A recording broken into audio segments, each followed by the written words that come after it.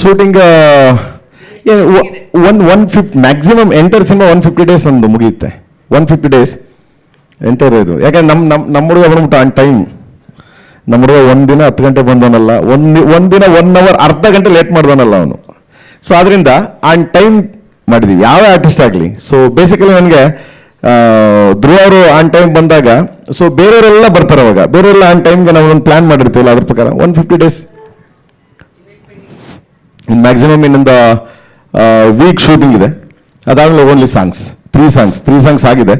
ಒಂದು song choreography Nagesh ಮಾಡಿದ್ದಾರೆ, ಇನ್ನೊಂದು ಸಾಂಗು ರಾಜಸುಂದರಂ ಮಾಡಿದ್ದಾರೆ, ಇನ್ನೊಂದು ಸಾಂಗ್ ಬಂದ್ಬಿಟ್ಟು ಮೋಹನ್ ಮಾಸ್ಟರ್ ಮಾಡಿದ್ದಾರೆ.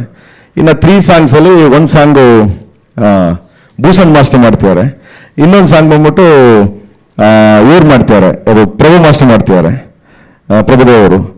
ಆ್ಯಂಡ್ ಇನ್ನೊಂದು ಸಾಂಗ್ ಫಾರಿನ್ ಸಾಂಗ್ ಬಂದ್ಬಿಟ್ಟು ಇನ್ನೊಂದು ಫಾರಿನಲ್ಲಿ ಮಾಡ್ತಿದ್ದೀವಿ. ಫ್ಲೈಟ್ ಅಂದ ತಕ್ಷಣ ನಮ್ಮ ಮಗ ನೋಡ್ತಾನೆ ನಮ್ಮ ಇದ. ಆ್ಯಂಡ್ ಫಾರಿನ್ ಸಾಂಗ್ ಅಂದ್ಬಿಟ್ಟು ಅದು ರಾಹುಲ್ ಮಾಡ್ತಿದ್ದಾರೆ. ಅಂದರೆ ಪ್ರತಿ ಸಾಂಗ್ನು ಒಬ್ಬೊಬ್ರು ಅಂದರೆ ಈ ಸರಿ ಯಾರು ರಿಪೀಟ್ ಇಲ್ಲ, ಒಂದೊಂದೇ ಸಾಂಗ್ ಹೋಗ್ಬೋದು. ಯಾಕೆಂದ್ರೆ ನಾನು ಕೆಲಸ ಕಲ್ತ್ಕೋಬೇಕಲ್ಲ. ನಾನು ಫಸ್ಟ್ ಸಿನಿಮಾ ನಂದಿದ್ದು, ನಾನು ಹೊಸಬ. ಅವ್ರ ಹತ್ರ ಏನಾದರೂ ಕಲಿಬೇಕು ಅನ್ನೋದು ಉದ್ದೇಶದಿಂದ ನಾನು ಅವ್ರ ಅಸಿಸ್ಟೆಂಟ್ ಆಗಿ ಮಾಡಿದ್ದೀನಿ. ಪ್ರೇಮ್ ಸರ್ ಯಾವಾಗಲೂ ರೇಗಿಸ್ತಾ ಇರ್ತಾನೆ, ಯಾರು ಅಸಿಸ್ಟೆಂಟ್ ಆಗಿ ಹೋಗ್ಬೇಡಿ ನೀವು ಅಂತ. ಸರ್, ಈಗ ಈ ಪ್ರಶ್ನೆ ನಿಮಗೂ ಮತ್ತು ಧ್ರುವ ಅವ್ರಿಗೂ. ಆರಂಭದಿಂದಾನೇ ಹೇಳ್ತಾ ಇದ್ದೀರಿ ಯುದ್ಧಕ್ಕೆ ರೆಡಿ ಆಗಿದ್ದೀವಿ ಅನ್ನೋ ಥರದಲ್ಲಿ.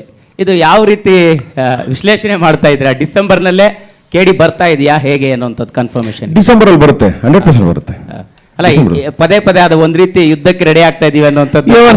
ನಾವು ಟೀಸರ್ ಬಿಟ್ಟಿರೋದು ಯಾವಾಗಲೂ ಟೀಸರ್ ಬಿಟ್ಟಿದ್ದೆ. ಡಬ್ಬಿಂಗ್ ಐ ಥಿಂಕ್ ನೀವು 1 ವರ್ಷ ಹಿಂದೆ ಟೀಸರ್ ಬಿಟ್ಟಿದ್ದೀವಿ, ಯುದ್ಧ ಶುರು ಮಾಡೋಣ ಅಂತ. ಅವಾಗಲೇ 1 year ಹಿಂದೆನೆ ಮಾಡಿದ್ದೀವಿ. So this is continue. ಯುದ್ಧ ಪ್ರತಿಯೊಂದು ಇದರಲ್ಲೂ ಮಾಡ್ತಿರ್ತೀವಿ. ಅದು ಜನ ಬಂದು ನಿಂತ್ಕೊಂಡು ನೋಡ್ಬೇಕು, ಅದಕ್ಕೆ ಯುದ್ಧ ಮಾಡೋಕ್ಕೆ ಸ್ಟಾರ್ಟ್ ಮಾಡಿದ್ವಿ. ನಾವು ಕ್ಯಾಪ್ಷನ್ ಹಾಕ್ಬಿಟ್ಟಿದ್ದೀನಿ, ವಾರ್ ಬಿಗೈನ್ಸ್. ಸ್ಟಾರ್ಟಿಂಗಿಂದ ಅದೇ ಇದರಲ್ಲಿ ಹೋಗಿದೆ. ಸೊ ಡಿಸೆಂಬರ್ಗೆ ಬರ್ತೀವಿ.